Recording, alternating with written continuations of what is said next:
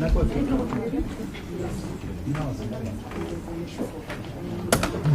rise.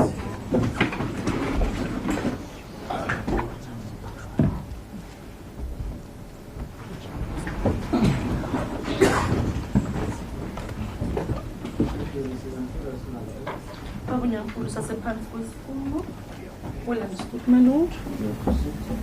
As the court pleases. Mr. Nyampula, before lunch, just to remind you, you were relating an incident involving one Carl Niehaus.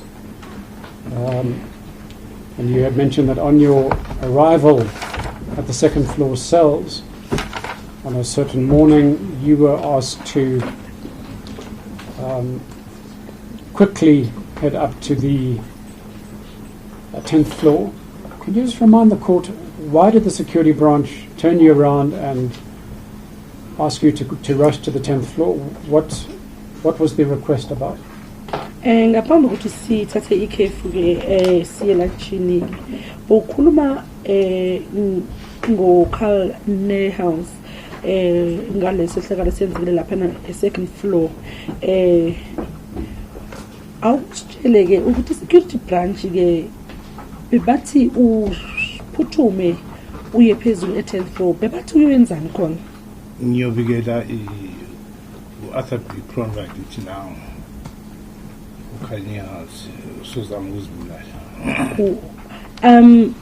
it was said I should rush to go and tell Arthur Conrad that Carl Niehaus wanted to commit suicide, attempted to commit suicide. And then, what happened when you arrived at the 10th floor? Kwasekwenzakalani ke masufika ke lapha phezulu ke e-10th floor? Arriving at the 10th floor, I then told Captain Mahoro. Captain Mahoro wachela Captain Conrad. Captain Mahoro then told Captain Conrad. Was it captain or major? Bego captain noma major. At that time, he was still a captain, my lord. And then after that, what did you do? Emva kwalokho ke wasiwenzani? Ngaphindela back to emaseli. I went back to the cells. And what happened when you got back to the cells? Kwasekwenzakalani ke mawusuphindela emaselini? Ngithi ngifike emaselini la bengikhuluma khona ukuthi ngihlale namaphoyisa be-security branch no-McPherson beno-Carl Niehaus lele phezu kwe-stretcher.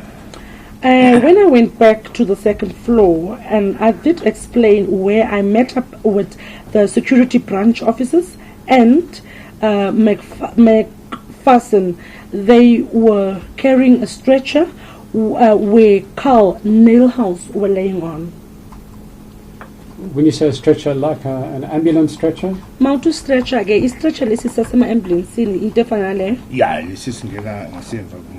That's correct. That goes into the ambulance at the back. And what was your impression after discovering that Mr. Niehaus was being carried out on a stretcher? Wena ke wasucabangani ke masubona ke uMr Niehaus ubanjwe noma ugugwe nge-stretch? Mina ngamangala usebenze njani. I was surprised. I was surprised not knowing what was happening. Yes, and you were surprised because for what reason? Wamangazwa yini? Into yamangaza uqala ukuthi e-second floor la sevenza khona. Akhona amafoni. What surprises me, my lord, is that on the second floor there were phones. And then manje ukuthi mina ngigijima ngoba ukusuka emaseleni kuyale yinde lendlela umuntu mayi bethu zama ukuzibulala. And again, my lord, for me to run, because there were phones, for me to run going up to the 10th floor to go and report that, it takes longer if really someone wants to kill himself. And then angazi ngaqhubeka. Can I Yes, proceed? yes. Yeah, Baba. Engqondweni yami ngafikela ukuthi ikhona into abangifihlela yona. In my mind, my Lord, something came to my thoughts that there is something that they're hiding from me. They were hiding something from you, so they sent you away so that they could continue hiding something. Is that what you're saying? Okushoyo ukuthi ke khona bebekufihlela kone manje ke baye bakuthumela ukuthi uhambe ukuze baqhubeke ke bafihle lokho bebekufihlela kona. Ilento engicabangayo. That's what I was thinking. I see. Now, this morning in your evidence, you mentioned that many, indeed in your words, most of the detainees who went to the 10th floor came back with complaints, and you mentioned injuries. Can you give an indication of the typical kinds of complaints and or injuries that you either observed or you heard about? Ngaphambilini uyangakhuluma ukuthi kaningi ma kube iboshwa ke zibuya lapha na ku 10th floor bebebuya benekalanso bebebuya futhi belimele ungakhona ukusho can you explain the kind of injury? Exactly. Thank you. Ungakhona ukuchaza ukuthi lokulimala lokho bokhuluma ngakho ke bekuwa injury kanjani? Yeah, angazama ukuchaza. Yes. I'll try to explain. Correct. Yeah. Ama injuries engikhuluma ngawo. The injuries that I'm referring to, Ma ufase umuntu la ngama handcuffs. Umfasa kahle. Umfasa uze ingazathi uphula ithambo. when you put handcuffs on a detainee, you do it gentle. You don't fasten it as if you want to break the person's the bone in the hand, in the wrist. Nasenyaweni mafasa ama leg irons. Wafasa ukuthi umuntu akhona ukuhamba. Even on the feet, when you put in the leg iron, you put it on for that person to be able to move, to be able to walk with them off. Mawaqinisa lapho uzahamba kanjani? If you are tightening it, how is that person going to move? How is that person going to walk?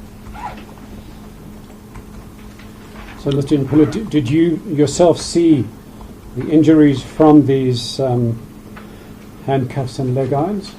Wena ngokwakho wabona ukulimala ke ezenziwa uma nazo zankosi lezo ke nama leg irons? Yebo, into engayibona. Yes, I saw that.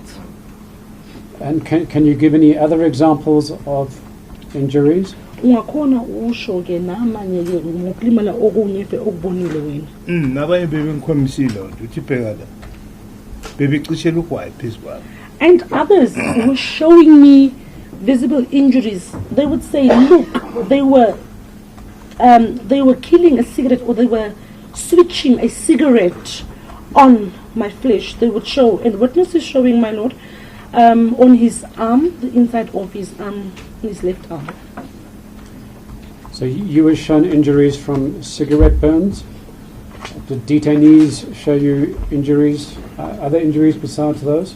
Ngaphandle kwalezo ke iboshwa lezi ke ziza kubonisa ke mhlambe ukulimala okunye futhi Into bebengitshela ukuthi abawazi kamba bangitshela ukuthi bibi ba choke besa into yabo some of them would barely walk, my Lord, because then they would tell me that they were electrified. Yeah. When you mean electrified, you mean electric shock treatment? Mauthi ke bebachonka ke ushukuthi ke bebefaka ugesi ke bebashoka now. Yep. That's correct. And so these detainees were saying to you that, or complaining to you that they had been assaulted by the security branch either on the 9th or the 10th floors?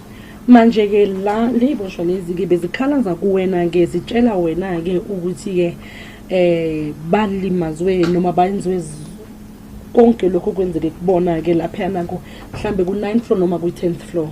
Yeah. Correct, so yes. Now, you've also mentioned earlier in your evidence that from time to time, detainees who had these injuries, particularly visible injuries, were held back from seeing a district surgeon or magistrate until those injuries had been sufficiently healed. Uye washo naphambilini ke ukuthi ke kulaba ke bebelimala ke bathola ukulimala okubonakalayo ke lana emzimbeni ke labosho bezigcinwa ke lapha noma zingavumeli babangabavumeli ukuthi babone udokotela noma umanje. I did say so, yes. And you further said that it was ultimately the security branch, and you mentioned it was either Major or Captain Cronwright who would ultimately decide when they could see a district surgeon or a magistrate. Uye wathi futhi ke makube malibone kanjalo ke beku balimazwe yona ke security branch ke beku either umajor noma uCaptain Conrad kuyena obancabelayo ukuthi baboneke udokotela. Yebo, yes, I did say so. So my question then, Mr. Nyampule, is the officers in charge of the second floor cells, namely Sergeant McPherson and Warrant Officer Lears, in your view, were they working hand in hand with the security branch to keep detainees from seeing a magistrate or a district surgeon while they had those visible injuries? Manje ke uye wathi ke labo besebenza lapha ke ba amaphoyisa ke lapha emaselini ke warrant officer McPherson naye ke warrant officer Seli uthi ke bona ke bebesebenzisana nalaba ke abe security branch ke ukuthi ke izibosho ezilimele zingakhona ukubona noma zincabele ukuthi babone udokotela mabadinga udokotela. Yebo. Correct, yes. All right, if we can also move on to another topic, or perhaps let me ask, given that you were seeing these injuries when detainees were returning from the 10th floor, were you yourself concerned about the welfare and safety of these injuries, of these detainees, and were you concerned about what was going on the 10th floor?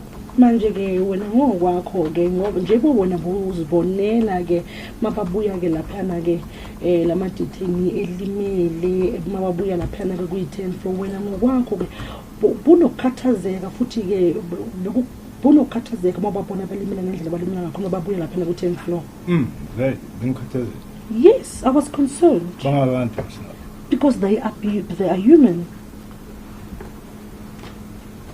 And did you take any particular action to assist them, and if not, why not? Wena khona mhlambe inyathelo uzithathile ukuze ukwazi ukubasiza futhi ke makuba ukwenzanga lokho ingani bengeke ngikwazi ukubasiza bengingabasiza kanjani ngoba isystem yakhona kwakuse indlela babesebenza ngayo. My lord, I could not help them. How was I going to help them? Because that was the system, that was the way they were doing things. And can you explain to the court why you were not able to help them? Ungakhona ukuchazela enkantolo ukuthi ingani ungakwazi ukubasiza. Kwakuzongena mina enkathazweni. I was going to get into trouble. Ngangizofana mhlambe nabo ngazi ngiyacabanga. I'm thinking my lord, I assume, or I'm thinking I was going to end up being like that. I was going to end up they were going to do the things that we're doing to those people. Thank you, Mr. Nyampule. Mr. Nyampule, you mentioned that there were occasions when detainees who were taken to the 10th floor were not returned to the cells by 1600 hours. What did you think was going on if they were not returned by 1600 hours? Mas uye washo ke ukuthi ke abantu abo ke bebethathwa ke bayiswa laphana ke 10th floor mabafika ke laphana beba ngakabuyiswa kuze kushayeke u4 wena lesinawe ke bekwenzakalani ucabanga ukuthi sizathu ukuthi bangakabuyisa ngaleso sikhathi bekuyini into ngicabanga ukuthi mhlawumbe baphamukise endaweni ezikude ngoba babehamba yonke indawo okanye basise busy investigation ema officing into ezinjalo.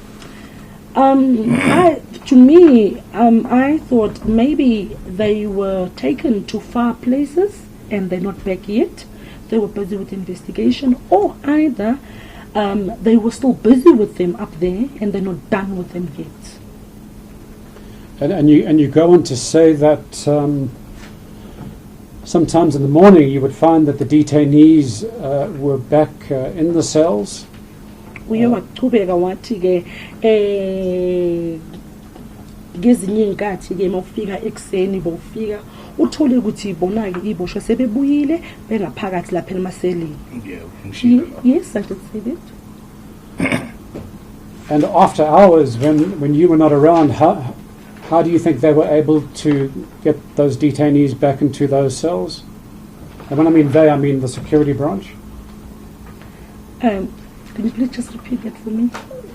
If in the morning he discovered that the detainees who had not been brought back by 1600 hours were back in their cells, who was getting the detainees back into the cells? Okay. Masubuyile ke ekseni ke sosemsebenzini ke wathola ukuthi mhlawumbe ke leso siboshwa sesibuyisiwe ke silaphana ngaphakathi bekiwe lapha sifakwe ngaphakathi eselini ke lapho ke umthole ukuthi sekabuyile ungaphakathi kweseli lakhe ubani bekawenza lo msebenzi lo ukuthi athathe isiboshwa leso ke asibuyisile eselini lapho. Ngicabanga ukuthi yibo labo ambhukile ngoba mangihamba mina uyoshaya ifo ngihamba nekhiya mina ngimukisele phezulu 10th floor. I think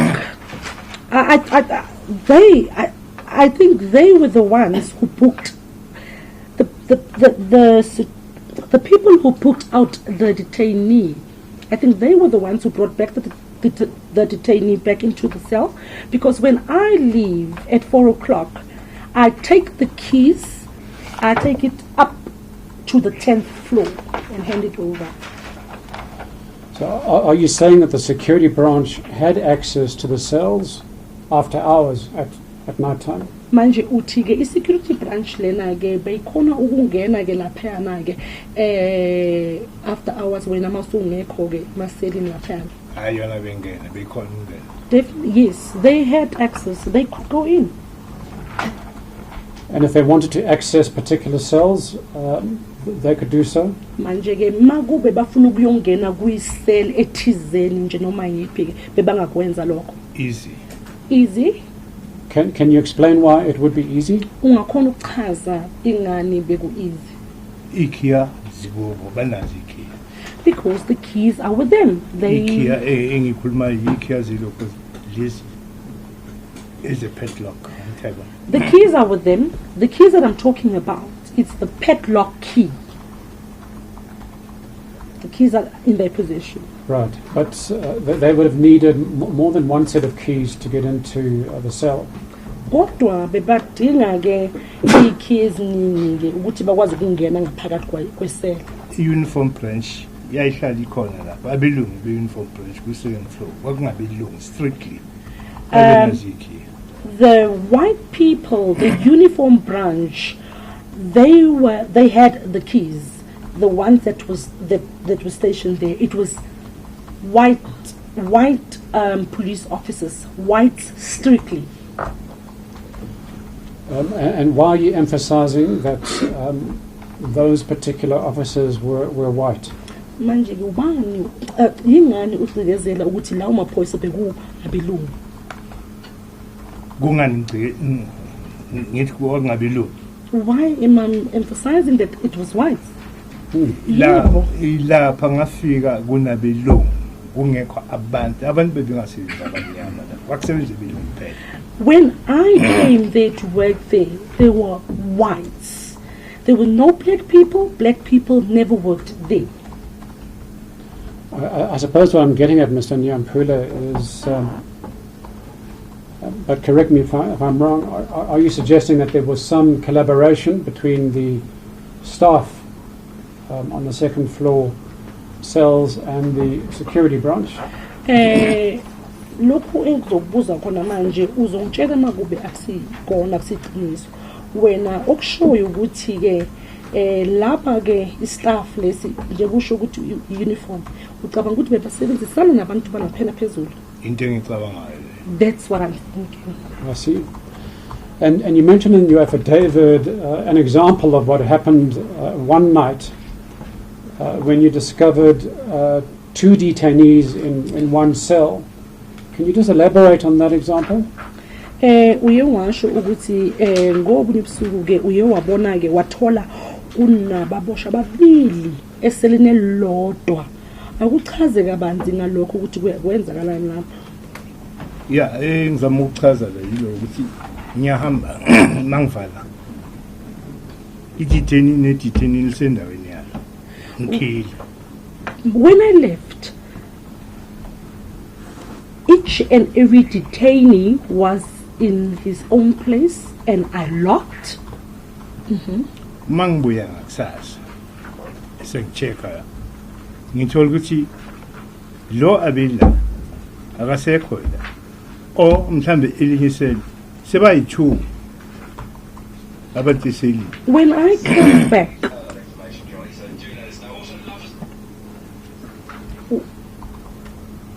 came back, I would find that the detainee that was in the cell is not in that cell anymore.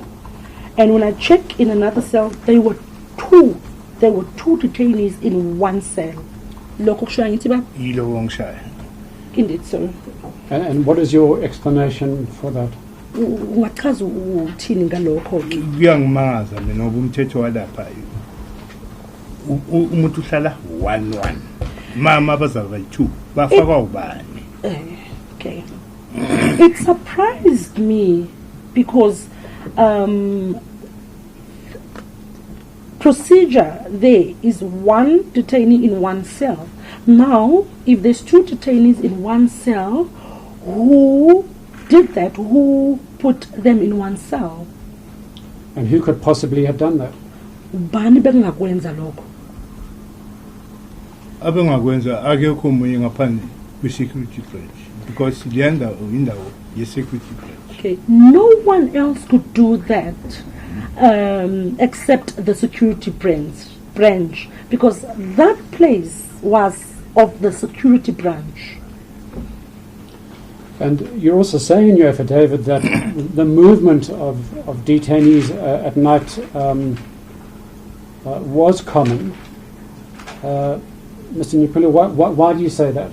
Uyewachaza futhi nokuthi nokunyakanisa kwabo ke iboshwa ke ebusuku ke bekuyinto elula ke ingani usho kanjalo. Babengitshela ekuseni mangifika. They would tell me in the morning when I come. And what would they say to you? Bebathini kwen? Ukuthi bafikile belungu bangithatha bangisa endaweni ethi bangiletha futhi. They would say the white men came. They took me from here and then they then brought me back. And would you try to follow up? Would you check the records and see what was going on? Wena ke bozama ke ukuthi ulandele ke umlando loyo ke uzama ukubheka ama record ukuthi ukhona ukubona ukuthi kwenzakalani. Bengizama kakhulu. I was trying my utmost best. Ngithola ukuthi akubhalwanga uthatha ubani uyephi. I would then discover, my lord, that nothing is written. It's not written who took the detainee and where is the detainee taken to. And what conclusion would you draw from the fact that there was no written record in the register or occurrence book? ngoba kubhalwanga la bekwenzakalani lana.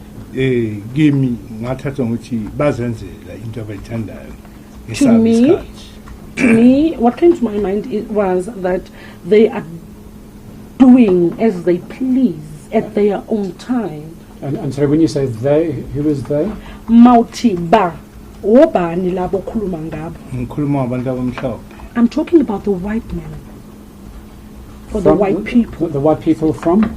Abantu bamhlophe abaguphi? Security branch. Security branch. Did you ever notice detainees who'd undergone interrogation, maybe for an extended period, coming back exhausted and sleeping for a long time? Uke wabona mhlawumbe isibosha esihambile saya lapha ukuthi interrogation mhlawumbe isikhathi eside masisibuya ke sibuya sikhathele sibuye silale. Zinengi. Many of them that I've witnessed. And sometimes they wouldn't take their food, they wouldn't exercise or shower? Ngamanye amaxesha ke ngezinye inkathi ke angeke baze badle angeke they wouldn't take their food and they wouldn't exercise or shower. Thank you. Angeke baze ba exercise ngeke futhi bayogeza eshaweni. Kunjalo. Yes. Do you ever recall if the late Dr. Aggett was one of those detainees? Uyakhumbula mhlawumbe ukuthi naye ke umufi lona uDr Neil Aggett naye bewomunye wabo? Yeah, ngiyakhumbula. Yes, I do remember that. You do remember Dr. Aggett, if you can just elaborate what he remembers? Uyakhumbula naye uDr Aggett akuchaze kabanzi okukhumbulayo ukuthi uDr Aggett yena. Into engikhumbulayo ngoDr Aggett. What I remember of Dr. Aggett? Ukuthi wathi ngisakhathela ngeke ngiphumule. He said I am tired. Can you please leave me to rest?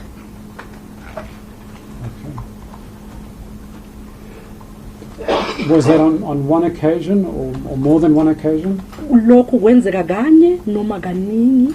Angisakhumbuli kahle ukuthi kangaki but mangithi ngicabanga kahle akusinto ukuthi mhlawumbe into ya-one day mhlawumbe ngenzeka twice or thrice. Angisisho. My Lord, I'm not sure how many times that happened. I can't say, but it did not happen once. Yeah. Okay. And then a witness also said it could be twice, it could be more. I'm not sure. Were you ever questioned by a superior officer about your relationship with the political detainees? Wena ke bebaxhuma imibuzo mhlawumbe abaphathi ubudlelwano bakho nalapha ke ama detainee noma ibashwalisi. Many a times. Can you explain why you were questioned and what the concern was? Ungakhona ukuchaza ke ukuthi yingani bekuhluma imibuzo ke futhi ke wachaza bathini? Bathi mina I'm too friendly nama political detainees. They said I am too friendly to the political detainees. Ngiyakhuluma nawe isikhathi eside. And I converse with them for a long time. And sibaba reported 10 floors sayas ukuthi umuntu oshada. And they've already reported that the people on the 10th floor already know about this. And do you recall which officer or officers were expressing this concern? Sakhumbula ukuthi ke obani ke amaphoyisa bebe kuzele imibuzo. Ngikhumbula kahle. Yes, I clearly remember. And please Captain Arthur B. Conrad. Where are you? B. Conrad. Yeah. It was Captain Arthur B. Conrad. Yeah. He's the one that was telling me.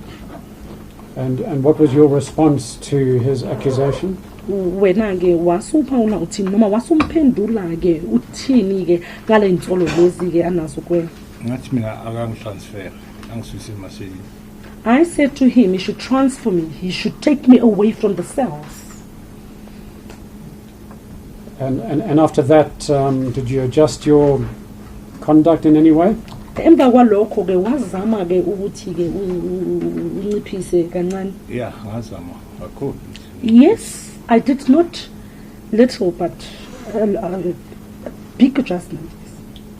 And what was that big adjustment? Ukunciphisa kakhulu lokho ke bekuyini. Ukunciphisa kakhulu ukuthi ngingasakhulumi kakhulu nabo. I was not communicating a lot with them. Into engiyenzayo ngiyenze nje. I was just doing. Ngoba angisazi ukuthi kanjani ngoba bangitshela ukuthi ama-cells se-second floor uma ngikhuluma kunama intercom Ama? cells Yebo. wase-second floor political labahlala khona Yebo. anama-intercom Because uthi ama-cells anama-intercom. basho njalo kimi. They said to me, the cells on the second floor, the cells for the political detainees have intercoms. Yonke into engikhuluma nabo bayizwa e-10th floor nase-9th floor. Everything that I'm talking with the detainees, they can hear it on the 10th floor and also on the 9th floor. Let's turn to Dr. Neil Aggett himself. I guess sibuye ke siye lapha ku Dr. Neil Aggett ela. Do you recall when you first became acquainted with him? Usakhumbula ukuthi uqala kwakho nje uqala ke ukukhulumisana naye usakhumbula? Ngiyakhumbula kancane. I remember a bit. And you mentioned earlier in your evidence today that you did have a discussion with him in which he said to you he kept on being told to rewrite his statements by the white security branch officers. Can you just elaborate on that discussion, please? Uye wathi ke ngenkathi ukukhuluma naye ke yena ke wasikutshela ke ukuthi i-security branch laba bamhlophe ke bamtshele ukuthi abhale i-statement sicela ukuthi Ngiyayikhumbula le. yes, I remember that. Ngayichaza futhi. Uyasho ukuthi ucela ukuthi uchaze kabani. Ngikhumbula kahle le. I remember that very well and I can explain Yeah. that. Wangitshela ukuthi yena kunini ebhala i-statement. Bhala i-statement mabefika basithatha basidabula. He said to me he's been writing statements, and every time he writes the statements, they would come to him and they would tear it up. Ulethe sinye beza the same thing basidabula. And then he would give another statement, they would do the very same thing, they would tear it up. Ulethe sinye kanjalo. And so it went on. Another one was brought. When it gave them another statement, they would tear it up, and so on. It was Ma going. ubuza mina. Ukuthi yena okay. Yeah, correct. Ubuza mina. Ukuthi yena kumele enzeni. He's now asking me that what should he do now? Because yonke lento ayibhalala uyabatshela ukuthi yilento le abayifuna. Because everything he wrote down is what they requested. And labantu laba abasi satisfied. But these people were not satisfied. Nami ngamangala ukuthi hayi angazi ngoba unilakethu umlungu nabo abelungu angazi ukuthi bebefuna ukuthi enzi. My Lord, I was also amused because Neil Aggett was a white man and they are also white people. Now, what is it that he must do? Mr. Nyampula, can you explain the context in which that discussion happened? Was it possibly while you were escorting him, or was it in the cells or the reception area?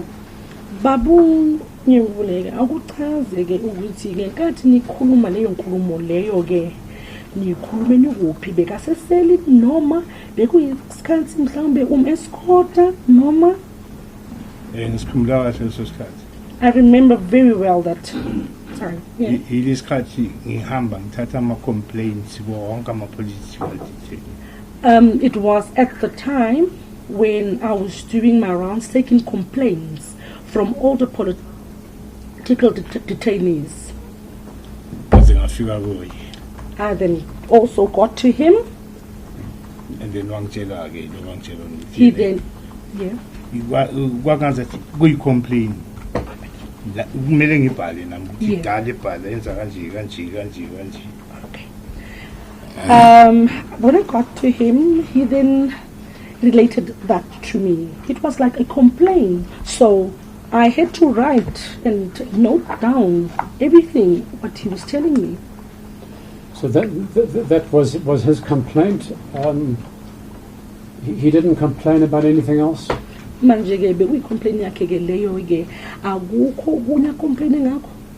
Hayi okunye angisakhumbuli engikhumbula yilokho ngoba I can't okay sorry ngoba wangikhombisa amaphepha i-statement ayiphethe babezomlanda ufuza status message nepende wayiliphoza ngisazi okanye kwayiphethe ingazathi wayiphethe I can't remember of anything else, but I remember this incident very well. When he was telling me that, and he even showed me the paper that was given to him and a pencil. I remember when it was a pencil that was given to him to write.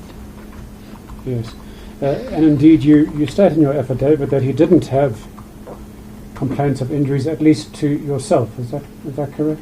Uyashona laphana ku-statement sakho noma kwi-affidavit yakho ukuthi ke bheka ngenkathi ke ekhuluma nawe ke bheka nganaso isikhalazo mhlawumbe sokulimala ukuthi unama-injury ngithi lokho kushilo laphana.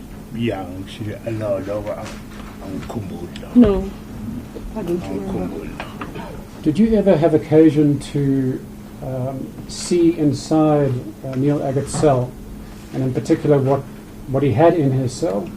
Uye wasithola mhlawumbe ke isithuba lokuthi ubheke ngaphakathi ke kwiseli yakhe ke uNeil Aggett ukuthi yini engaphakathi lapha kwiseli yakhe yini bekanayo ngaphakathi lapha kwiseli yakhe.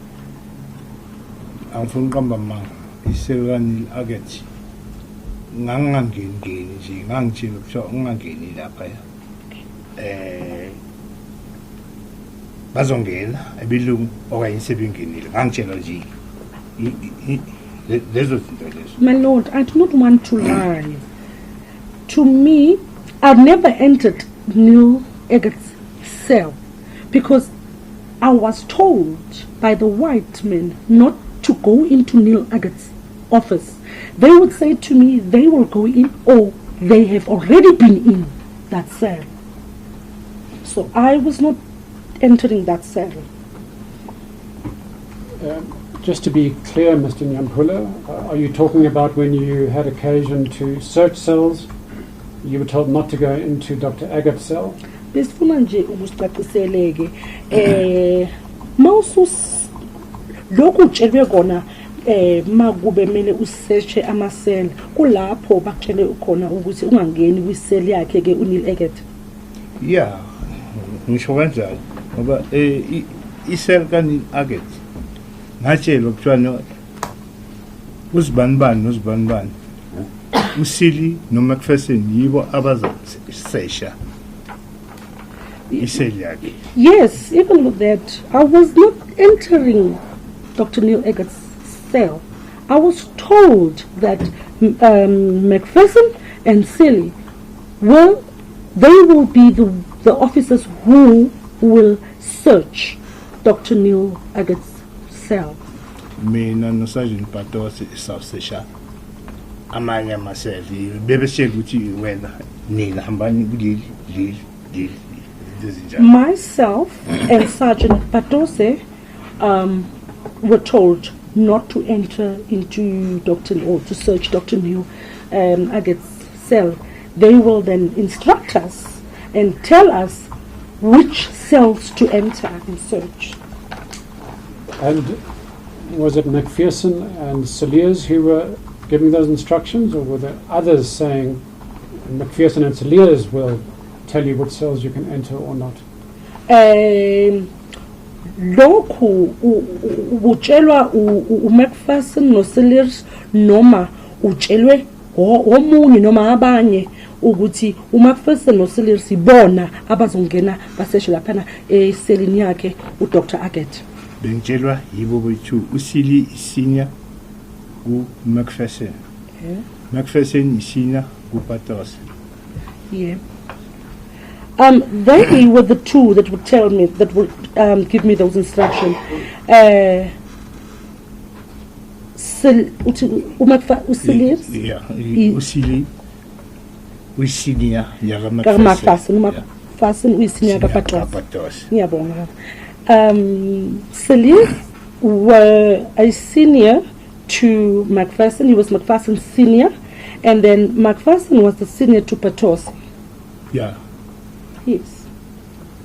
And so was it all three, or two of them, or one of them, if you can be clear, who said to you, do not enter Mr. Aggett's cell, we will tell you what cells to go to? Manje ke okutshelile ukuthi ungangeni laphana kuyisela kaNeil Aggett ke ubani yibo babathathu noma babili noma oyedwa akusichazisele ukuthi ubani okunikeze leyo instruction leyo. Ilaba babili Cilly no McPherson. Ilaba babili Cilly no. Both of them, the two, Cilly and McPherson. And Mr. Nyampula, was that a general instruction, or was it just a once-off instruction? Leyo ke beku instruction bahlezi bakutshela yona noma bakutshela nje kanye. Bangitshela kanye if ngisakhumbula kahle. If my memory serves me correct, they told me only once. And does he remember approximately when that instruction was given? Usakhumbula mhlawumbe ukuthi lokho bakutshela nini? Ilanga nokuthi nini angikhumbuli, but bangitshela emini. My lord, the day and when it was, I can't remember, but they told me it was during, when they told me it was during the day.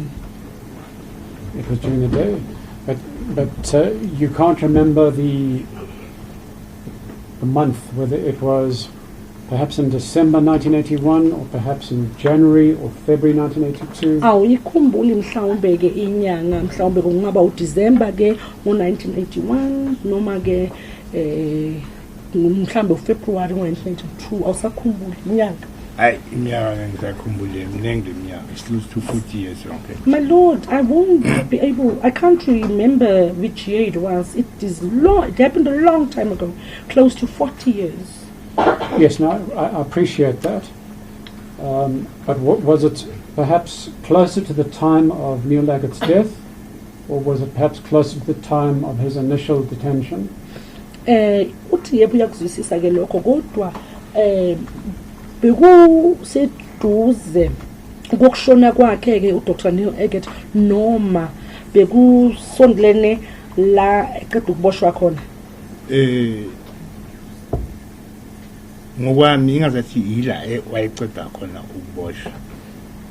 According to me, my lord, I think it was closer to when he was detained. Okay. And thereafter, he never entered Dr. Aggett's cell. Emva kwalokho ke wena ke asange ungene ngaphakathi kweseli yakhe ke uDr Aggett. Angifuna uqamba manga ngeke ngisho ukuthi but iseli la kaNeil Aggett ngangangeni. I do not want to lie, my lord, but Dr. Neil Aggett's cell, I never entered it. Azange usungene ngaphakathi. No, sengisho ukuthi ngangalingeni nje. Ongalingeni nje. My lord, witness is saying I wasn't easily going into Dr. Neil Aggett's cell. Mr. Nyampula, were you given similar instructions in relation to any other detainee aside from Dr. Aggett? Babu Nyambule ke ngendlela bekutshele ngayo ke ngeseli yakhe ke uDr Aggett instruction label uyithola ke kwiseli ka Dr Aggett ke khona mhlawumbe elinye iseli beba instruction njengoba beba instruct kule ka Dr Aggett. Yeah, likhona. Yes, there is another one. Okay. And if you can recall, do you remember the names of the other detainees whose cells you shouldn't have entered? Makube usakhumbula ke usakhumbula namagama walabo ke bekungamelanga ukuthi ungene kumaselo wakho.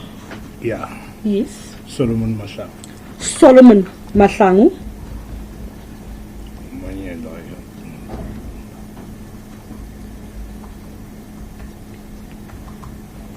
Nayu Paul Lang. Also Paul Langa.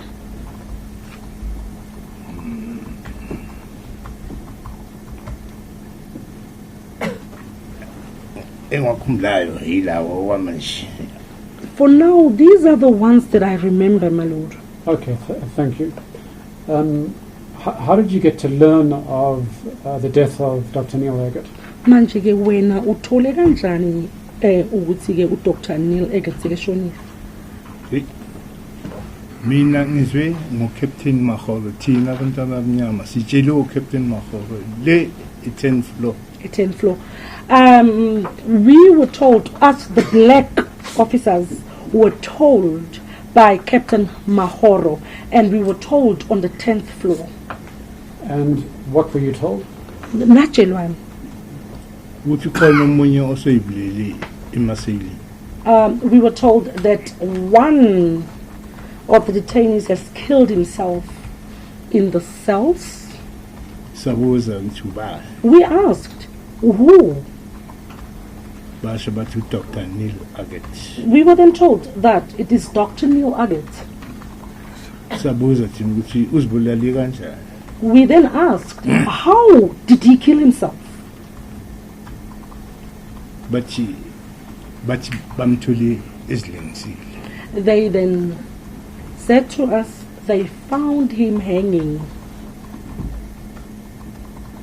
Actually, my lord, can I just clarify that sentence? They said that he hanged himself. And did they explain how he hanged himself and what he used? Baye bachaza ukuthi ke uzilengise kanjani futhi yini ayisebenzisile ukuza zenga. Hayi thina azange sichazele ukuthi usebenzise ini nokuthi sithathwe siyoboniswa ukuthi kanjani azange satshelwa nje kuphela. My lord, we were not told what he used to hang himself. We were not even taken to be shown. We were only told that he hanged himself. And when did you learn about the instrument of hanging? At what point did you discover that it was this scarf of Kikoi? Manje ke wena ke uwazenini ukuthi lokhu akusebenzisile ukuzihenga ke bekuyini leso scarf noma leyo Kikoi?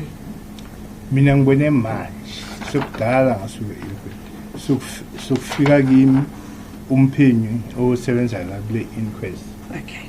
My lord, I only learned about it recently, after very long, when the investigating officer came to me about this inquest.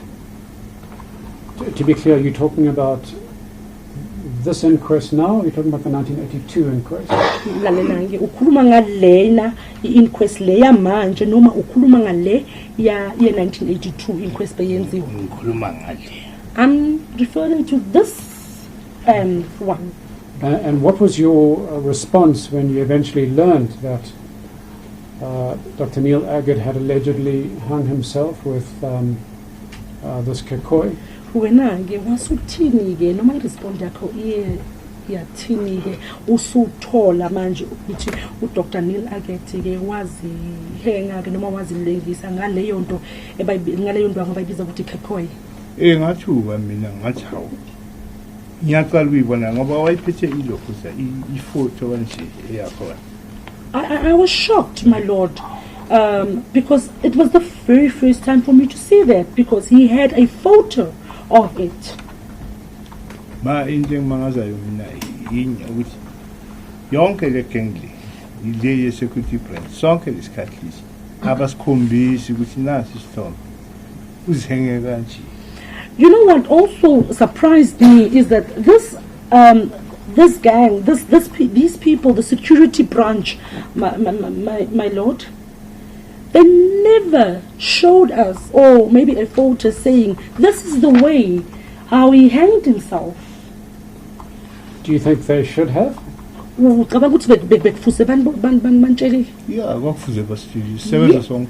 yes, my lord, they should have, because we're working together. Any other reasons why you think the police should have explained exactly what happened to Dr. Aggett? Esinye isizathu onaso mhlawumbe sokuthi amaphoyisa bekufuze banichazisele ngokuthi kwenzakalani ngoDr. Aggett. Can you please repeat the question to me? Okay. You clearly feel strongly that the police should have explained to you and your colleagues what had happened to Dr. Aggett, and that he had apparently used this kakoi. What would have been the importance of having that knowledge at that time? Wena uyasho futhi eqhuzelena ukuthi ke amaphoyisa bekufuze banichazisela konke ngokushona kwakhe ke uDr. Aggett. Wena ngesingawe ke yini enza ukuthi kubaluleke ukuthi bekufuze banichazisele? Into eyenza kanjalo ukuthi sizokwazi lanti ukuthi le iyabulala iyo imbuleli. For us to know that this kind of thing kills, this is what killed him. Ingene kanjani? And also, how did it get in? Right. And you already testified that in your view, this kakoi should never have been in the cell. Uyowachaza ngaphambilini futhi mawuchaza ke ngenkathi uthula ubufakazi ukuthi le ndwangu lebayibiza ukuthi kakoi bekungafuzanga ibe ngaphakathi kwaleyo cell leyo. Yayingafuzanga. Yes, it was not supposed to. And do you recall whether any disciplinary proceeding followed the death of Dr. Neil Aggett to try and ascertain why it is he happened to have this kakoi, which was in your view illegal or contraband, in his cell? Khona ukukhumbulayo mhlambe ukuthi emva kwalokho ukutshona kwakhe ke uDr. Neil ukuthi kuye kwaba ne-disciplinary hearing ukuze bakwazi ukuthola ukuthi le kakoi lena yangena kanjani noma yafika ngokani. Yiyo lento engimangazayo mina ukuthi azange be ne-disciplinary hearing. That is what amazed me or surprised me. There was never a disciplinary hearing held. And akukho umuntu owapanishwa. No one was punished. Ngoba if wayekhona nami kwafuze ukuthi bangidiscipline. Because if there was, it means I was also supposed to be disciplined. Ngoba ngangisebenza emasivini. Because I was working in the cells. And that's my reason. And do you recall police officers who may have broken rules or the procedures? Were police officers from time to time disciplined and punished if they broke the rules? Uyakhumbula yini ukuthi bekakhona na amaphoyisa bebephula imithetho ke emva kwalokho bese kuba ne disciplinary hearing laphana ukuthi bona baphule imithetho? Noma bekuba nesikhathi lapho vele abanye bebangena bekunelo leyo disciplinary hearing for amaphoyisa aphule imithetho lapho? Ya ngasho nje ebelungini ikhona engizichaza. Yes, I can say. And There is one that I'm going to explain. And witness also said with the whites, with the whites there was no disciplinary. And witness after that, my lord said there is one that I'm going to explain here, and he was holding his affidavit. He may explain. Okay. Okay. My lord, I don't know. Should I read it out or should I explain it? You must just explain it. Okay.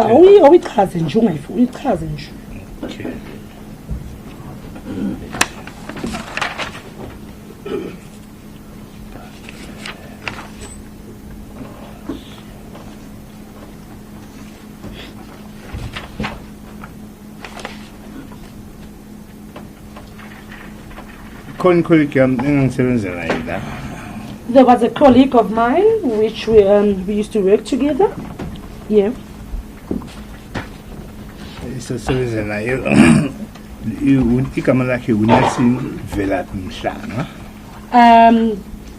his name was Nelson Velapi Mhlanga. We were residing at the Fortsburg Barracks.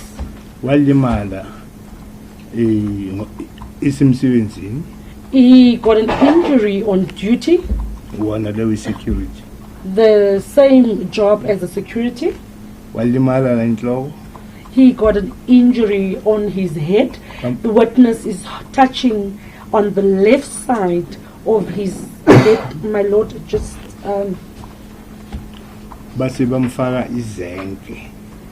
then a plate was then put on him or inserted to him. Yeah.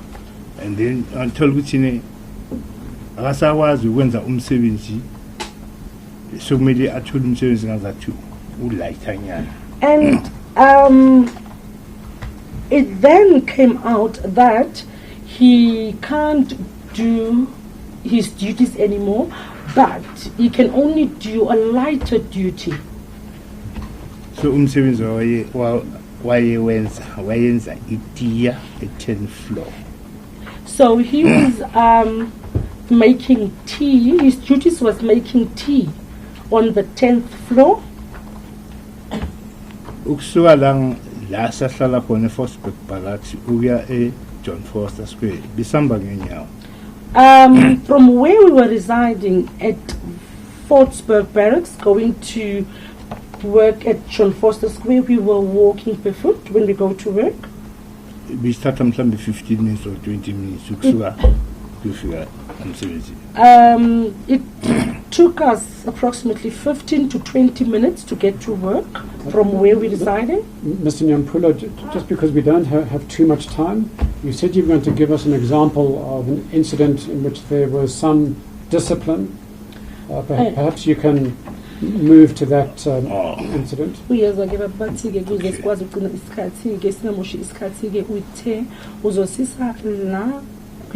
Discipline khona discipline omunye wamaphoyisa akusise kuleyo part leyo ke baba.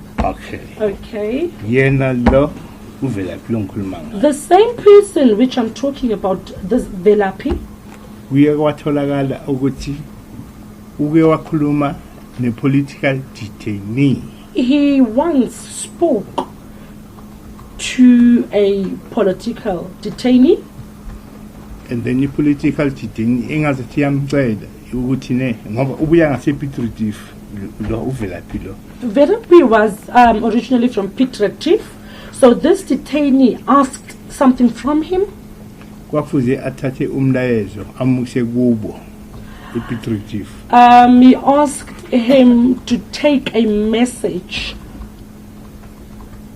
to Piet Retief, to the family of the kumden wa. Yeah, uthatha a message from me detainee from first ayimukisa ePiet Retief. Taking a message, my lord, from the detainee, taking it to conveying it to Piet Retief, to the detainee's family. And that happened. And was he caught out? He was caught. And what disciplinary action followed? within 24 hours bam transfer Within 24 hours, he was transferred from John Foster to SAPS Aggett. from John Foster to SAPS in Krill. Enebasho ukuthi le police station aba mukusabuyi ayikho edrobheni isemaplazini. And the police station where he was transferred to is not situated in a town. It was in the homelands. In farms. Yeah, maplazini. Thank you, my lord. Okay, Mr. Nimpolo, if we can just return to the death of Dr. Neil Aggett. I guess buyele ke laphana lokushona kwakhe ke Dr. Neil Aggett. Do you recall, firstly let me ask, do you recall whether you were at work on the morning of 5th February 1982, which is the morning in which the hanging was alleged to have taken place? Uyavuma ukuthi wena ke ubusemsebenzini ke ngalolo suku lolo ke ekseni kwangomhla ka 5 zaka February ngo1992 82 ngo1982 ngalelo suku lelo ke uDr Neil Aggett ekuthiwe uzilengise ngalo. Kwakungalise ngakhe. Which day of the week was it? We'll find out for you. Friday. I believe that is correct, Your Lordship.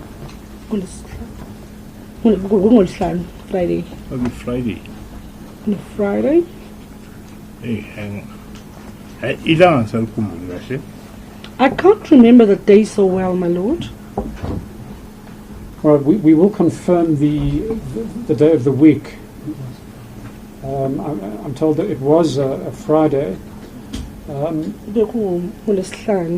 do you recall at least arriving for work on the morning where you discovered or you were told that Dr. Aggett had committed suicide in his cell? Usakhumbula kodwa lelo suku lolo ke mawufika emsebenzini ekseni wase utshenwa ke ukuthi uDr Aggett ke uzilengisile lapha eselini yakhe. Yeah, ngiyakhumbula. Yes, I do recall.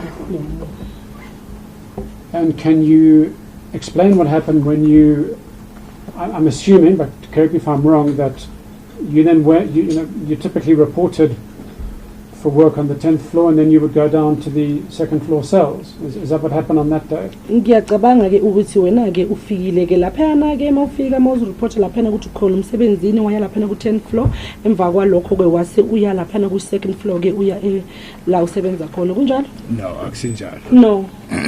What happened on that day? Kwenzakalani ngalolu suku? Ngalolu ngareporta 10th floor.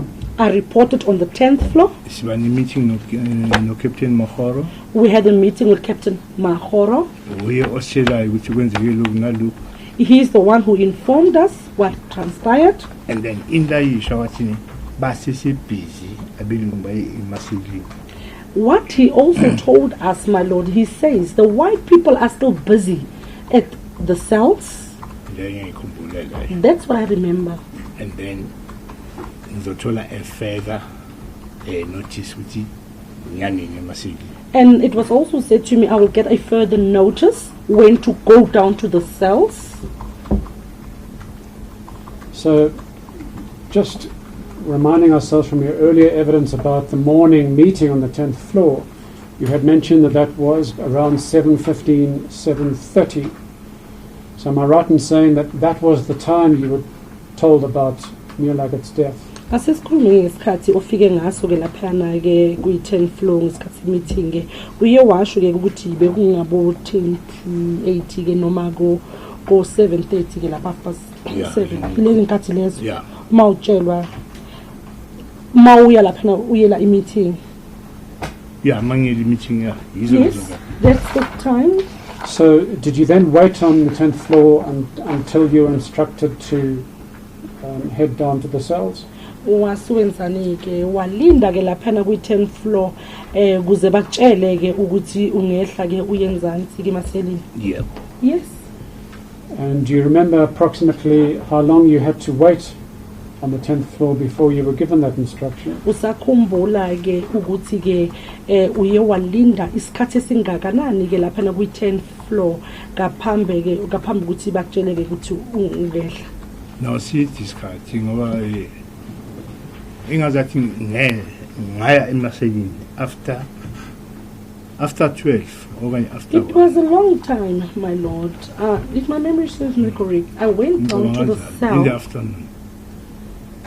I went down to the cells after 12 I went down to the cells, yes, in the afternoon. All right, so that is quite a lapse of time, Mr. Nyampule. And what did you find at the cells? What was going on there? Isikhathi eside kabi leso ke babuyile ke. Ithi ufika ke lapha emaselini ke wasuthola ini mawufika ke lapha yana? Ayikho into engayitholi emasini ngoba zange ngithathwe mina isindani la Aggett. Ngikhonjiswa ukuthi ne abezengela noma kanjani azange. I did not find anything there at the cells, my lord, because I was never taken to Neil Aggett's cell to be shown that this is where he hanged himself. Nothing. Yes, but did you perchance see any of the investigators who were looking into the alleged suicide perhaps present on the second floor? Uye wabona mhlawumbe ke abaphenyi bebelapho ke baphenya silona ke lecala leli lokuzilengisa kwakhe ke mhlawumbe? Akho baphenye ngababona. I did not see any investigators. Okay. All right, now let's turn, Mr. Nyampele, to what you have observed going on the 9th and the 10th floor of John Foster Square. Akisiye ke laphana ke kalokhu okuzwile ke okwenzekile laphana ke e9 noma floor 10 ke ngalosuku lolo. Now, you already testified about what happened to your colleague Nelson Valapi Mshlanga. Also thulile ke ubufakazi ukuthi kuye kwenzakalani ke kuza kwenu ke ubaba Velaphi Mhlanga. And you've already testified why he was suddenly transferred out of the security branch. Futhi ke bosothulile futhi nobufakazi ukuthi isizathu sokuthi yena ke asuswe ke laphana ke ku security branch bekwesiphi? Yeah, essentially. Yes, I've already said that. So following his transfer, were you asked to take over any particular duties? Emva kokuthi ke atransferwe ke lapho wena ke wacelwa mhlawumbe ukuthi kunemsebenzi othizeni kumele ukuthi uwenze. Yeah, ngathatha umsebenzi wakhe wenza idiya. Yes. I then took over his duties to make tea The 10th floor. on the 10th floor. I see. And just to be clear, when he had those injuries you spoke about, in your affidavit you indicate that you had already been assisting with the tea duties while he was injured. Is that right? Ngenkathi ke walimala ke yena ke ushilo nokuthi ke ubusumsiza vele ngomsebenzi wakhe ke lapha e10th floor kunjalo? Kunjalo. That's correct. But once he was transferred, you then took on the tea duties. Wase transferwa ke iswa lapho ke wena ke wasuqhubeka ke ngomsebenzi wakhe ke uqhubeka kwenza itiye kunjalo? Kunjalo. That's correct. Was that a full-time job you had to do on the 9th and 10th floor? Manje ke beku full time lento boyenza ke lapha nokwenza itiye ke lapha ku floor 9 na ku floor 10. Angazi noma ngayichaza lapho. Yes, but I don't know if I can explain that. Please do. Sicela ukuthi ukwenze lokho. Yeah. Ngasikhathi bengicela ukuthi ngasikhathi ngilenza 10th floor. Wangasi full time. When I was conducting those duties on the 10th floor, it was not full time. Ngangilenza ngihambe ngemaselini ngikwenza umsebenzi. I would do those duties, making tea, and then I would go down to the cells and do my duties. Ngesikhathi setiya elokuqala itiya sasilengangeleza 7:30. And then the first tea time, I would make tea at 7:30. Elesibili 11 o'clock. The second tea time would be 11 o'clock. Elesithathu asitla bo 1. And then the third tea time would be around 1 o'clock. So phakathi kwaleso sikhathi lesi ngangiditiya ngikulenza hambe emsebenzini. Now, in between those times, I would do the tea. After doing tea, I would go do my job, my duties at the cells. Ngibuye ngizokwenza elinye mangiqeda ukulenza ngiphindela back. I would come back and I would make tea again and I would go back again to the cells. Ngikwenzile lokho. And can you give an indication to the court roughly when you began those duties? Approximately what year was that? Manje ke ungakhona ukuchazela inkantolo ukuthi lokho ke mawenza lo msebenzi wokwenza itiye ke roughly bekuwumuphi unyaka? Mangicabanga ngathi kula kuma 1986. I'm not sure. My lord, I'm not sure, but if my memory serves me correct, it could be around 1986. And again, I know it's a tough question, but prior to that, when you were filling in for Nelson when he was injured, approximately the years when you were doing that? Ngiyazi ukuthi akusombuzulula ke lona ke kodwa ngaphambilini kulokho ngenkathi ke usiza yena ke uNelson ke ngenkathi elimele which year was it? Yes, because he mentioned that he was already filling in for Nelson when he was injured. Bekuwumuphi unyaka ngoba busushilo ukuthi ubumsiza ke uNelson ngenkathi elimele. I think it's around lapho 85. I think it's around those years. Okay. It's around those years, 1985, but I can't remember so well, my lord. No, that's fine, Mr. Mpume. Now, did your tea serving duties include having, besides making the tea, would you then have to take the tea to the different officers and hand them over to the various police officers? Lalela ngaphandle ukuthi ukwenze lelo tiye lelo ke umsebenzi wakho ukuthi mase wenzile lelo tiye lelo kumele uhambe ke uyodeliver noma ungena kuma office ahlukene ke uye kulawo maphoyisa lawo ahlukene. Yeah, ithi ngichaze kahle. Yes, but let me explain that thoroughly. Itiya la 10th floor. Angilenza. I-office laka Crown Right likhulu. I would the tea that I was making on the 10th floor, and also that Conrad's office was big. Abelungu babephuza i-office lakhe. And then all the whites would uthi abelungu babephuza. Yeah, the security whites branch, the security branch. right.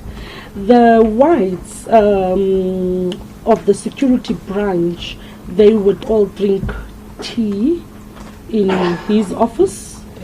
Kwakunenqonda iphushayo. And then there was a trolley that you would push. And then ngiyamphungisha ngoba abanye babhizi ema-ofisini abanye basema-ofisini wabo. And the others were still in their offices. Ose-ofisini if umnyango uvuliwe uzangimisa noma athi ngimthelele itiye njani. Itiya ikofi. If the door is open and if one is in his office, he would stop me and he would request from tea or coffee from me. Where it's closed, I would pass. That's the instruction that was given to me, and that's what I was doing. And Mr. Nyampula, it's of interest to us whether you observed anything while you were serving tea on the 9th and 10th floors. Esifuna ukuthi ke nkathi ke wena ke ubuwanikeza itiye ke lapha ku floor 9 na ku floor 10 khona mhlambe ukubonile lapha. Yeah, 10th floor khona ngibonile. Yes, on the 10th floor I observed something. And can you describe to the court what it is you got to see on the 10th floor? Ungakhona ukuchazela inkantolo ukuthi yini le oyibonile laphana ke kwi-floor 10. I-10th floor ngangikwazi ukubona ama-detainees. Bokwazi ukubona ama-detainees? Ya, ema-ofisini. Angithi ngezitiya ngiyangena isikhathi kuviwe lapha. Detainee yilo. Okay. Nayi ini? Investigate. All right. Yeah, my lord, on the 10th floor, what I observed is when I pushed the trolley and the door is opened, I could observe there's a detainee sitting, there's a detainee there, and I would also see the investigating officer. Othandayo uvulile othandayo uyangitshela ukuthi ngithele yilo ukuthi iya coffee ngiyamnikeza. All right. And then if the door is opened, the one who wishes to stop me and ask tea or coffee from me, I would then do that and give it to that person who requested tea or coffee. Ilang ngangibona khona ama-detainees ukuthi abanye bamile, abanye baku-crossing position, abanye baku-frog position. I-office no-office mother, hayi. My lord, it's where I then observed that the detainees, when they're in these offices,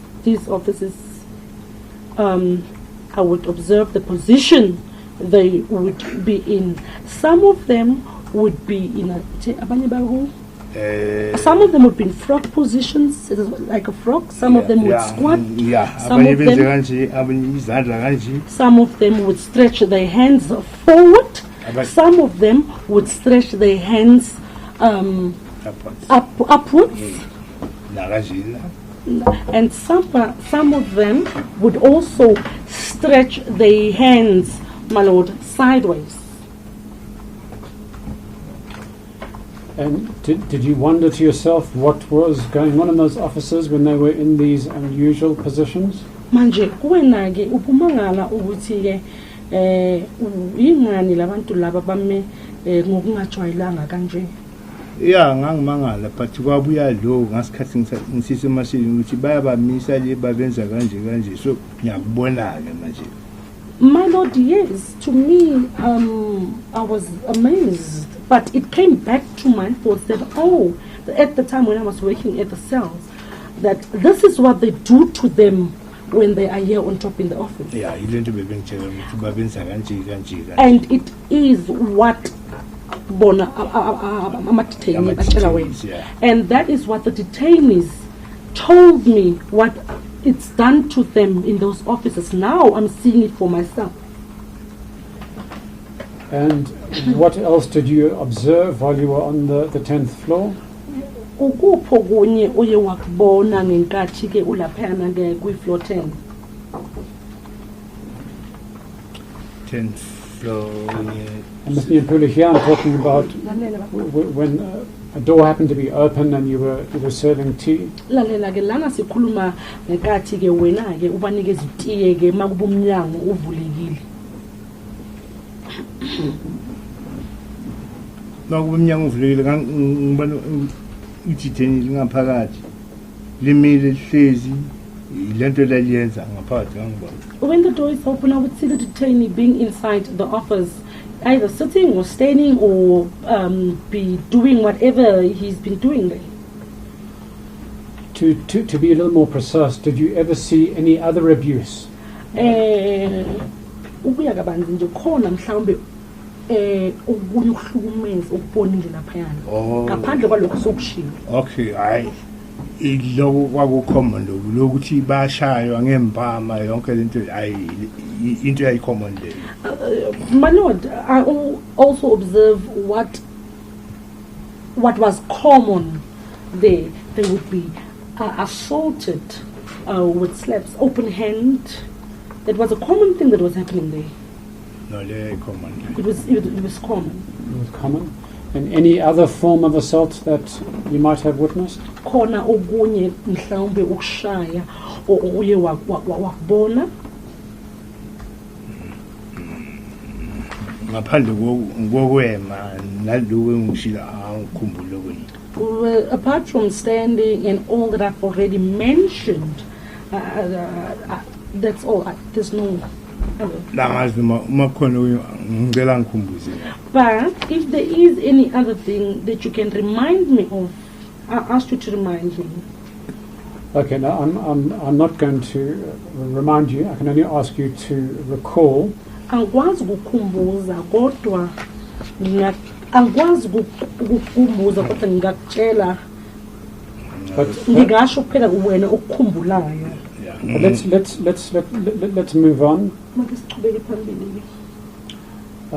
Do you ever recall seeing people, detainees, perhaps sleeping in the offices on the 10th floor? Usakhumbula ukuthi mhlawumbe uke wabona iboshwa lezi ke zilele mhlawumbe laphana ke e-floor 10? Angikhumbuli. No, I do not recall. Do you ever recall seeing perhaps a camp bed or a mattress in one of the offices on the 10th floor? Laphana ke usakhumbula yini ukuthi uke wabona mhlawumbe ke umatrasi laphana kulama office noma ke umbed le bawubiza ukuthi camp bed? Angikhumbuli. I can't recall.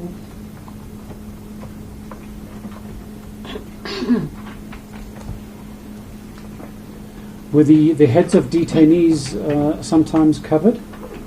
The heads of Their heads. amakhanda wabo ke ibosha ke mhlawumbe sometimes bekunokwenzeka ukuthi avaliwe noma Yeah, bekunokwenzeka ukuthi bawavale yes ama-paraglove. yes the head sometimes would be covered with balaclavas. And do you know why sometimes detainees' heads would be covered with balaclavas? Uyazi ingani noma isizathu sokuthi ke iboshwa zivalwe ke amakhanda ngalawo mabalaclava? Yeah, ngasho ukuthi yeah. Yes. Ukuthi bangabonani lo fake ilokhoza lo ofake ibhalaklava. Lo nomunye angamboni ukuthi ubani. Yes, for them not to see each other. The one would have a balaclava on, and the other one, for that other one not to see who that person is. Can I explain further? Yes, please. Yebo. Ukuthi ifana nani ne parade lento le ngishoyo. What I'm talking about, it's almost like a parade. My lord.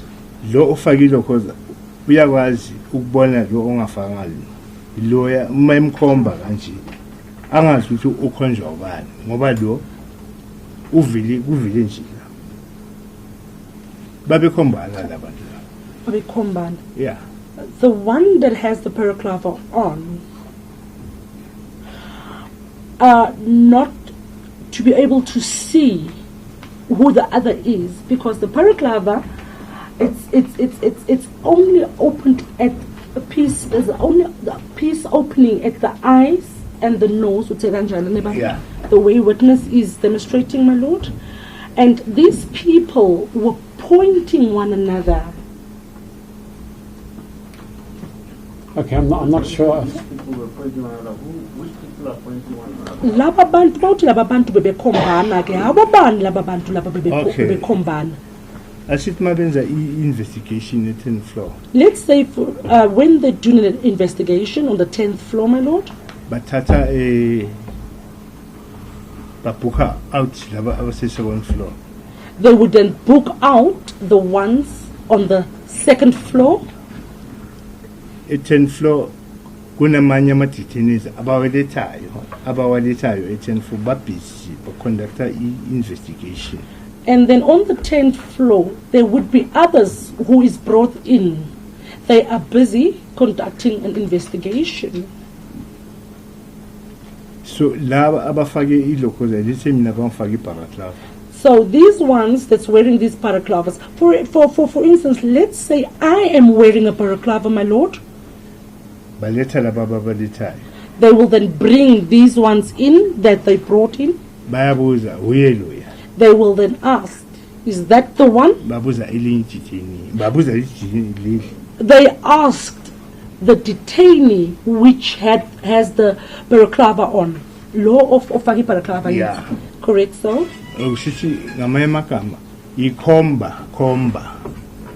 In other words, it's a ID parade, man. Pointing out. A pointing out. Yeah. So it was detainees pointing out other detainees. Yeah. Okay, kusho be kuyiboshwa ezikhomba ezibo. For whatever reason that is being. Yes. Njalo. Injalo. Yeah. Yes, my lord. No, thank you, my lord. Mr. Nyampule, perhaps you can talk a bit about your life as a black security branch officer at that time. Babunyangule akusichazisele ke noma usitshele ke ukuthi ke ukuba security officer onsundu ngaleso sikhathi leso. Now, in your affidavit, you say that white officers and black police officers were not treated equally. Lapho ke kwi-affidavit yakho ke uyachaza ukuthi ke abamhlophe amaphoyisa namaphoyisa amnyama bebangaphathwa ngokufana. Uqiniswe le. That's correct. Can you elaborate on that statement and explain to the court why you believe that was true? Ungakhona ukuchaza kabanzi ke kuleso statement leso oshoyo ke ukuze inkantolo ikhona ukuthola ukuthi ukhuluma ngani. Yeah, khona esinye isikhathi la ngangenza khona ngikeza amakomiti mina e10 floor ngitiya. At the time I was making tea on the 10th floor. I was making tea and I was washing the cups. Khona Captain van Rensburg. There was a certain Captain van Rensburg Owathi angeke aphuze ngekomishelo washe yemi. who said he would never drink from a cup which were washed by me. Namanzi abiliswe yemi. Also water which is boiled by me. Izandla zami nezakhe ngeke zihlangane. And also that our hands will never meet. Ikhapha libambile kanje. Makumele ukuthi azopheka kofuza tabili amanzi athi 100% clean futhi ngoba selibanjwe yini. And a cup that was held by me or that was touched by me, he would then boil the water. Witness is saying boil the water 100% hot, and then he would rinse that cup because I touched it. Makhona if uyangithuma mhlawumbe unginikeza ikhiya ukuthi ucela ukuthi ngimthathela something mhlawumbe emotweni uyangikhombisa ukuthi fuze ngenzeni.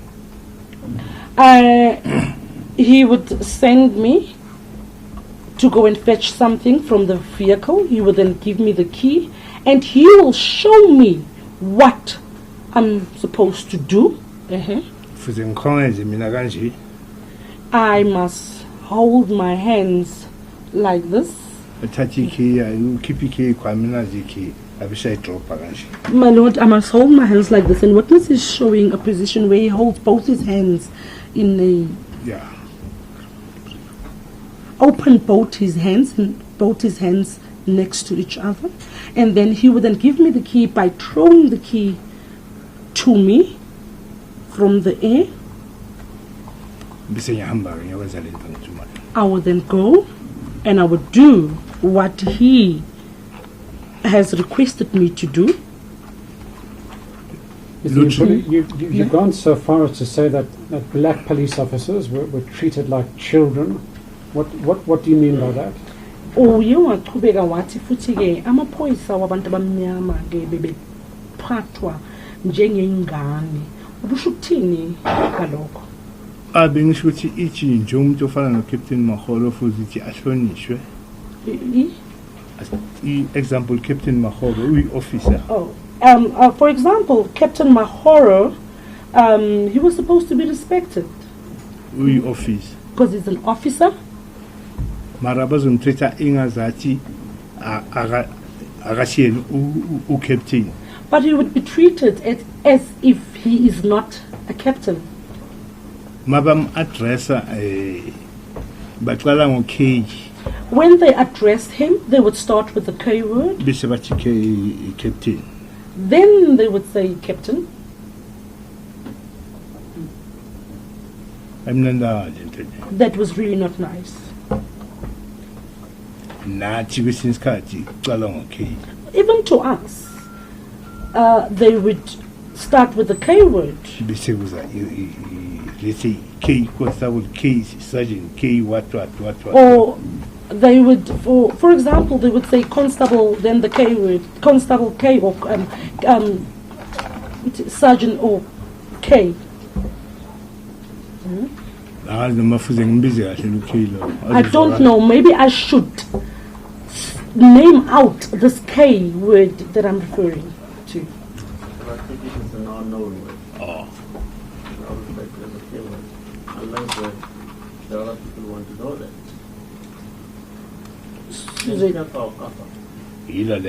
That's exactly the one.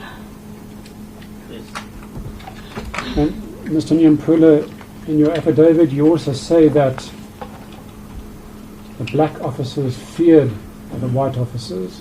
But Nyampula nalaphela kwi-affidavit yakho uyawachaza ukuthi-ke amaphoyisa wabantu bamnyama ke bebesaba amaphoyisa babelungu. Can you explain why the black officers, including yourself, feared the white security branch officers and the nature of that fear?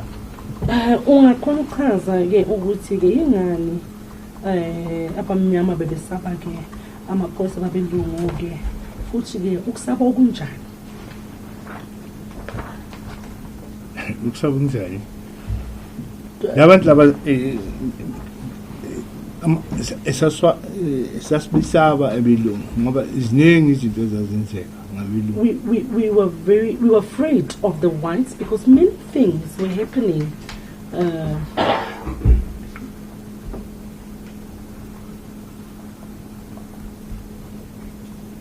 Benza noma into mabafuna ukwenza into bayenza. When they want to do something, they would do it. I don't know if I should give an example. Please feel free to do so.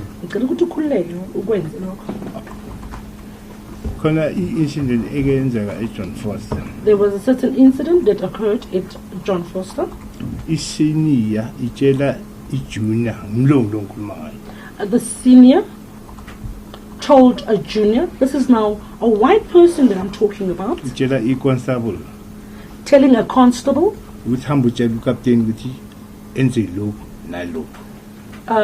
go tell, you didn't say go tell the captain. Yeah. To do. Okay. Tell the constable. Constable, your white security. Yeah, my lord, a white constable officer, yeah. Instructor, captain, a white constable would instruct a black captain officer, something, instructing him to do something. And then captain dona wala hawachanangeke atelile umntwana. Then the captain then did not agree, and he said he won't be disrespected by a youngster. And tell him what he told him. Yeah, I'm telling you which winner when I'm captain. Instructor when something. My lord, he said, I won't do what you instructed me to do because you are a junior. I am supposed to instruct you because I am a captain. Captain. Yeah, captain. He did not finish what he said.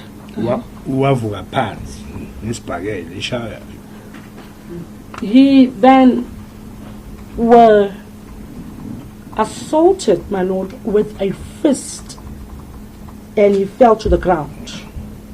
That was Assaulted by Ashawa Constable. Ashawu constable womlungu. Correct, so my lord, assaulted by the constable, the white man constable. Azange ibhalela but ngiyasho ukuthi My lord, it is not contained in my affidavit, but it is some of the incidents that I'm just mentioning in court. And since it's not in your affidavit, could you perhaps indicate to the court what happened to that white constable after he assaulted a superior officer who was black? Ngoba angiyibhalanga ke lana kwi-affidavit yakho ungakhona ukuchazela inkantolo ukuthi ke kuye kwenzakalani ke kuloyo constable loyo umlungu ke. ayikho into ayenzeka. Nothing happened. Mr. Nyamprole,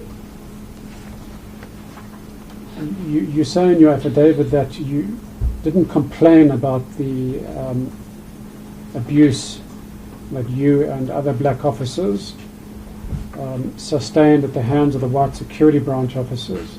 Babnyambule uthi ke wena uyasho lapha ku affidavit ukuthi azange uze ukhalaze ke wena ke nabanye ke ama officer lawa ke wabantu abamnyama ukuthi laba bamhlophe bebenenzani ke. Just briefly explain why you didn't. Awuchaze ke lapho ke ungani ungafananga ingani ungakwenzanga lokho. Kungani ngingazange ngikhale. Why did I not complain about it? Yebo. Ngoba ucomplaina kwami kuyafana. Angeke ungisize ngitsho. Because my complaint was not going to assist me in any way. Let's now turn briefly to what happened in your career after you left John Vorster Square. And just to remind you, you've indicated in your evidence that you continued working with the security branch until it was disbanded in 1994. So where did you go after 1994? I guess sikhulume ngecareer yakho ke lapha yana nje njenge security officer lapha eJohn Vorster noma emva kokuthi sohambile lapha uye wachaza futhi ke iye yavalwa noma yaphenwa ke ngonyaka u1994 wasikwenzekalani ngawe ke emva kwalokho. Ngiye ngaya endaweni eziningi. I went to various places. Ngiye Santini. I went to Sandton. Ngasuke Santini ngaye Ekenhof. From Sandton I went to Ekenhof. Ngabuya back John Vorster. I came back to John Vorster. Ngahamba futhi ngaya Ekenhof. And I left again going to Ekenhof. And then Ekenhof ngithe mangibuya khona ngathola kune-secular. When Mafika Ekenhof manje. Yeah. Or arriving at Ekenhof again, I then found a circular. I-secular efuna amaphovisa e-high court khona la. Okay. Then the circular indicated that they are looking for police officers at this very same high court, my lord. Babazonceda kule inquest le e-Shell House. Police officers who will assist with an inquest that transpired at Shell House. Ngoba yimi umuntu oqala ovolunteer ukuthi ngihambe ngize la. I was the first person who volunteered. What volunteered ukwenzani? Ukuzala. I was the first person who volunteered to come here at the High Court. I-reason nalo ukuthi ngase ngilwe no lieutenant omncane Ekenhof womlungu engitshela ukuthi ne Lieutenant omncane. Yeah, white lieutenant. That is after I fought with a young white lieutenant.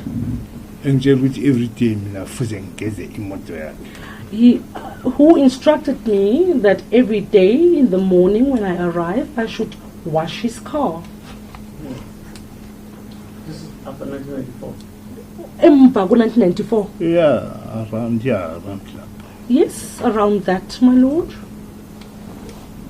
Hayi ngabona ukuthi hayi ngoba ngase ngibuya nasekhosini e-Eastern Cape ngathi ngcono ngihambe la nje la. I then decided to leave and coming here at the High Court. That was after I came from a course in Cape Town. A course in Graafrenet.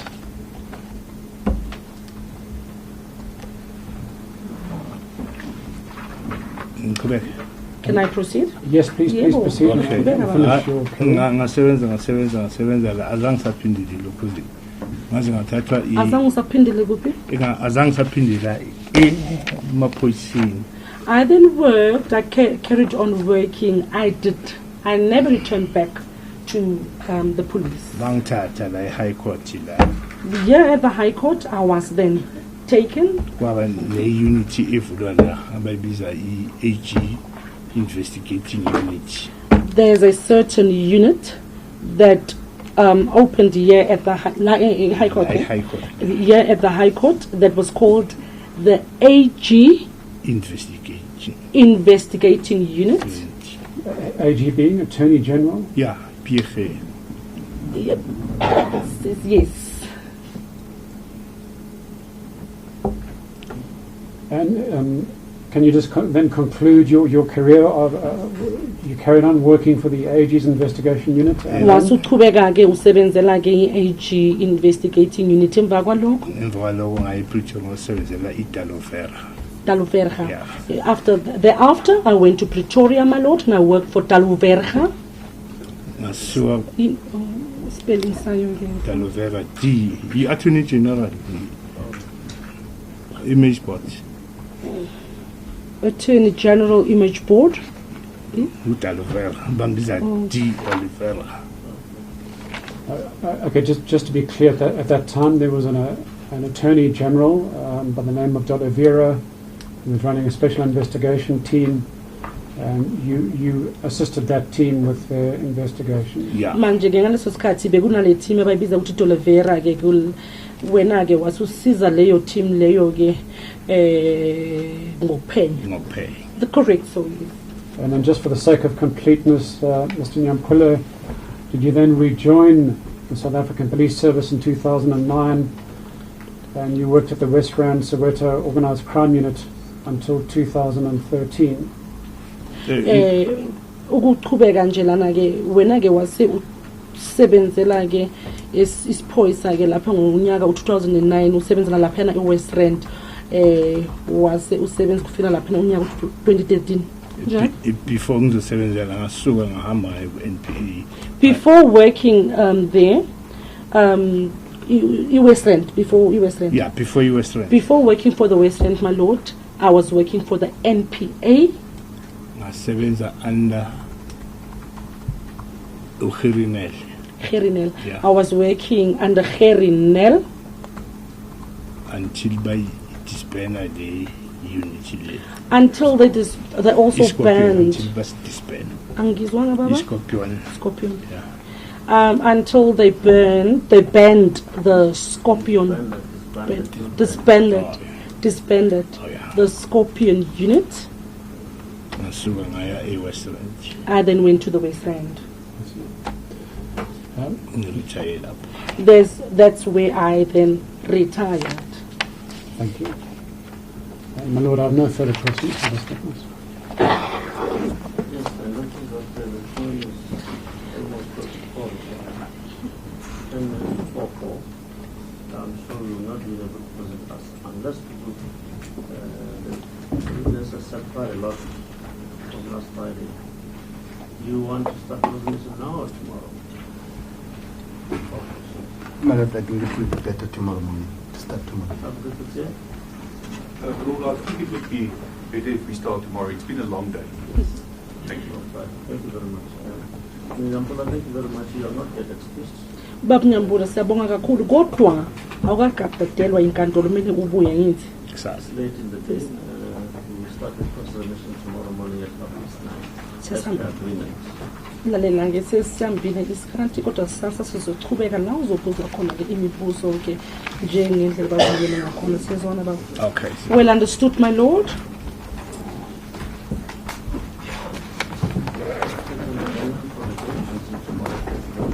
The court. Otherwise,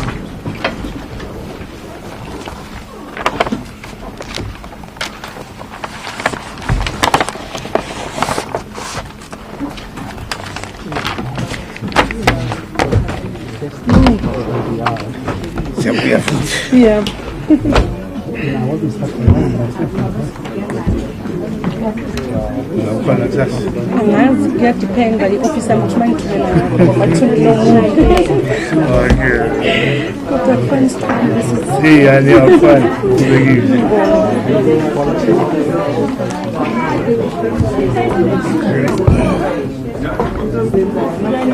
ikhokhi yakho